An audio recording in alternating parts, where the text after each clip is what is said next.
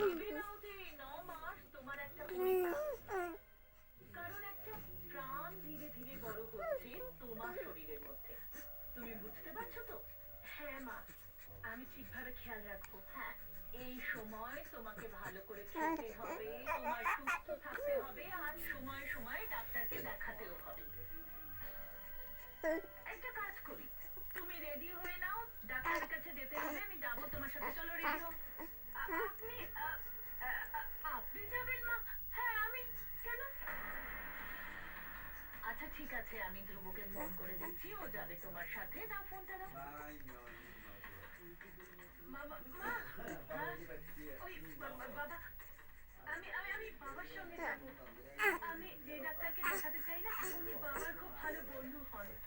তা উনি আমাকে দেখবে বলে কি appointment দিয়েছে। হনে আমি বাবার সঙ্গে হনে ননরে ও ভালো কথা, তোমার বাবা যাবে তোমার সাথে। হন্ডে ঠিক আছে, ওনার সাথে ও সময়ে সময়ে কিছু খাবে।